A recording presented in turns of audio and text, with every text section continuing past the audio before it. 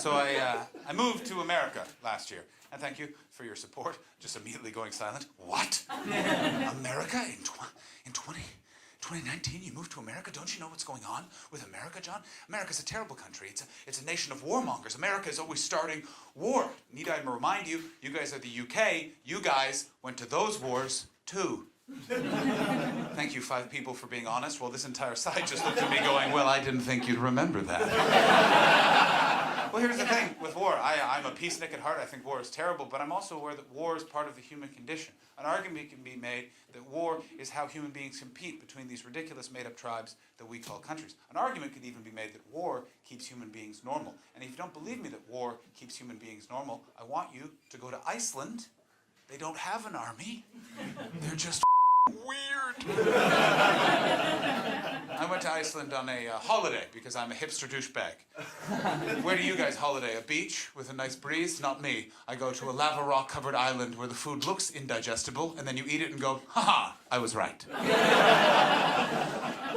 I was in Iceland, and I was at Hofty House, which is their symbol of peace. It's where the end of the Cold War was negotiated, and I went on a lovely tour of Hofty House. And at the end of it, there's an exhibit all about Iceland to tell you about the country you're now visiting. And the museum guide, or docent, stood there and he went, let me tell you what makes Iceland amazing. Every Icelandic person is given a name at their birth that means something, that tells you about that person and gives those people a goal to work towards. And I'm stood there going, that is not unique. Everyone's name means something, sir.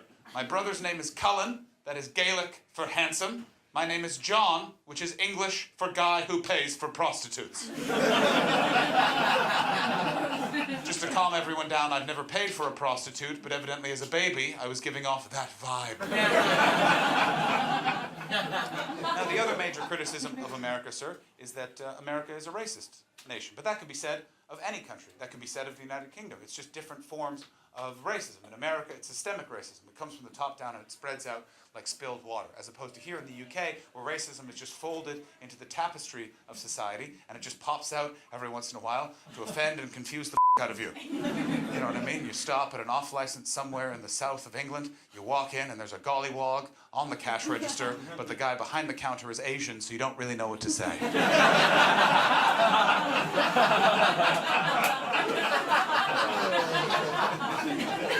It just springs up as if out of nowhere, you know what I'm saying? Like you see it even in, you're from the United Kingdom, I assume? Where are you from? The Netherlands. I can tell by your reaction to comedy, which is less laughter and more, haha, well written. I can also tell by your laissez-faire European attitude, because you're here in Great Britain, your feet are on the stage as if to say, we will own this soon. Well, my friend, visiting from the Netherlands, get ready for an education in British racism.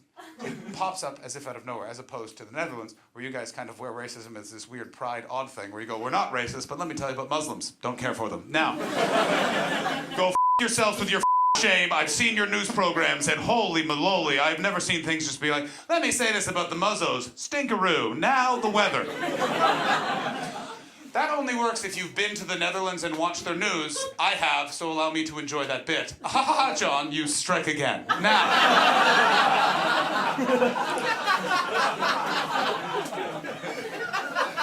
From the UK? All right.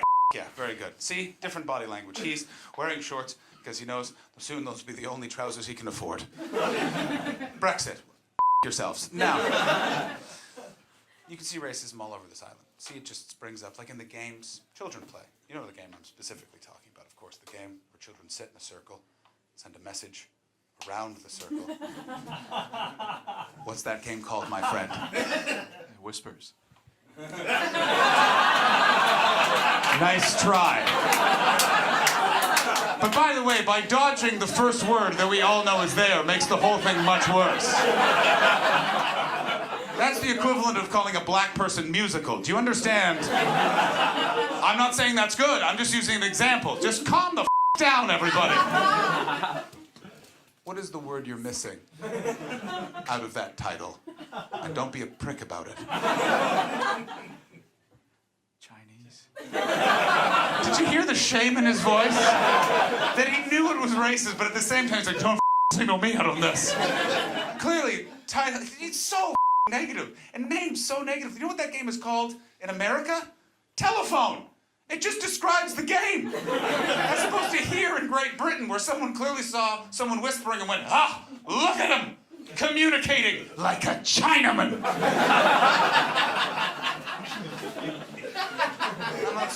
Not so much on this negative thing. And strap the for this, my Dutch brother. In Britain, they call the hole in the penis the Jap's eye. Something so racist, that whole section did not realize it was racist until I just pointed it out. That woman is not from the UK, and the man that she is with just turned to her and went, "That's true." Isn't that fucked up? Every other country in the world saw the hole in the penis and went, what do we call it? Penis hole. Not on these collection of islands. You looked at it and went, well, it needs a name, and it needs to offend someone. And to show, by the way, that it's clearly racially motivated, you're only one of 2 countries to have named the hole in the penis. And the other one was Japan, and they clearly named it in retaliation. They call the hole the British smile. Doesn't feel so good on the other side, does it?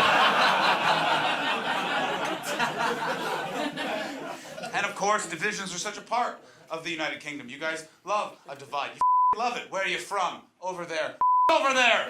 Over here's the best. Over there with your tree. You just see it. You see, you guys use the class system like this weapon. You just deploy it all the time. Oh, you don't understand. I'm posh. That's why I can't use a car. And you say it like you're the only collection of countries that have the class system.